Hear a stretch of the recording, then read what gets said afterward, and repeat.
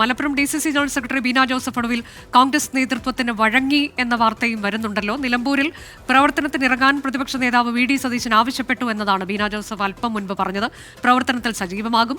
BJP നേതാവ് MT രമേശുമായി ചർച്ച നടത്തിയത് അഭിഭാഷക എന്ന നിലയിലാണെന്നും ബീന ജോസഫ് പറഞ്ഞു. അദ്ദേഹം ഒരു കേസിന്റെ കാര്യം സംസാരിക്കാൻ വേണ്ടി വന്നതാണ്. എന്റെ ഓഫീസിലേക്ക് വന്നതാണ്. ഞാൻ ഒരിക്കലും അദ്ദേഹം വരുമെന്ന് ഞാൻ പ്രതീക്ഷിച്ചില്ല. കൂടെ വേറെ വക്കീലുണ്ട്. അദ്ദേഹമാണ് എന്നോട് അപ്പോയിന്റ്മെന്റ് എടുത്ത് നമുക്ക് കേസിന്റെ കാര്യം സംസാരിക്കാൻ വേണ്ടി പറഞ്ഞത്. അദ്ദേഹത്തോട് സംസാരിച്ചു. കൂടെ പക്ഷെ അദ്ദേഹം ഉണ്ടായിരുന്നു.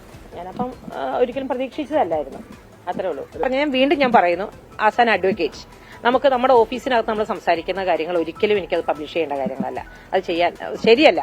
ഞാൻ പ്രൊഫഷനകത്ത് ഞാൻ കണ്ടിന്യൂസ് ആയിട്ട് ഞാനൊരു വെറും വക്കീലായി നമ്മൾ പ്രാക്ടീസ് ചെയ്യുന്ന വക്കീല 27 വർഷമായിട്ടുണ്ട്. അപ്പൊ നമ്മളെ സംബന്ധിച്ചിടത്തോളം ഞാൻ അതിന്റെ ഒരു പ്രൊഫഷണൽ എത്തിക്സ് ഞാൻ കീപ്പ് ചെയ്യുന്നുണ്ട്. ഞാൻ ചോദിച്ചത് ഇപ്പൊ ആരൊക്കെയാണ് ഇറങ്ങി നമ്മൾ പ്രവർത്തനം എന്ന് പറയുന്നത് നമ്മുടെ കുടുംബയോഗങ്ങളും കാര്യങ്ങളൊക്കെ വരണമല്ലോ. വരുന്ന സമയത്തല്ലേ ഇറങ്ങുക. ശ്രീജിത്ത് തുടരുന്നുണ്ട്. ശ്രീജിത്ത്, നേരത്തെ MT രമേശ് നമ്മളോട് പറഞ്ഞിരുന്നു അത് അഭിഭാഷക എന്ന നിലയിലുള്ള കൂടിക്കാഴ്ചയായിരുന്നു എന്ന്. പക്ഷെ ബീന ജോസഫ് തുടക്കത്തിൽ രാവിലെ പറയുമ്പോൾ അതിൽ മറ്റ് ചില കാര്യങ്ങൾ കൂടി ഉണ്ട് എന്നതിന്റെ ധ്വനി വരത്തക്ക രീതിയിലായിരുന്നു പ്രതികരണം. അത് പ്രൊഫഷണൽ കൂടിക്കാഴ്ച എന്നവർ പറഞ്ഞിരുന്നില്ല എന്നത് ശ്രദ്ധേയമാണ്. ഏതായാലും ഇപ്പോൾ പിണക്കങ്ങളൊക്കെ മാറി അവർ നേതൃത്വത്തിന് വഴങ്ങുകയാണല്ലേ? അനുജ, DCC ജനറൽ സെക്രട്ടറിയായി ബീന ജോസഫിന് നിലമ്പൂർ ഉപതെരഞ്ഞെടുപ്പിൽ സ്ഥാനാർത്ഥിയാകണമെന്ന് ആഗ്രഹമുണ്ടായിരുന്നു. ആ വസ്തുത അവരും മറച്ചുവെക്കുന്നില്ല. ഇപ്പോഴത്തെ പ്രതികരണത്തിലും തനിക്ക് മത്സരിക്കാൻ ആഗ്രഹമുണ്ട് എന്ന കാര്യം അവർ വ്യക്തമാക്കി.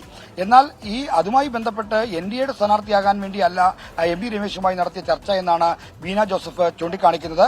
ഒരു അഭിഭാഷകൻ തന്റെ കേസുമായി ബന്ധപ്പെട്ട കാര്യങ്ങൾ ചർച്ച ചെയ്യാൻ തന്നോട് അപ്പോയിന്റ്മെന്റ് എടുത്തു. ആ അഭിഭാഷകനൊപ്പമാണ് MB രമേശ് തന്റെ ഓഫീസിലേക്ക് വന്നത്. അവിടെ നടന്ന ചർച്ചകൾ എന്താണ് എന്ന കാര്യം മാധ്യമങ്ങളോട് വെളിപ്പെടുത്തുന്നില്ല.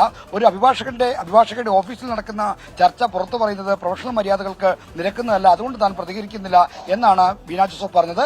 എന്നാൽ ബീന ജോസഫിന് മത്സരിക്കാൻ ആഗ്രഹമുണ്ടായിരുന്നു. സീറ്റ് കിട്ടാത്തതിൽ അവർക്ക് ഒരുപക്ഷെ പരിഭവമോ പരാതികളോ ഉണ്ടായിരിക്കാം. എന്നാൽ ആ പരിഭവങ്ങളും പിണക്കങ്ങളും എല്ലാം മാറ്റിവെച്ചപ്പോൾ പ്രവർത്തനത്തിൽ സജീവമാകാനുള്ള നിർദ്ദേശം പ്രതിപക്ഷ നേതാവ് VD സതീശൻ നൽകി.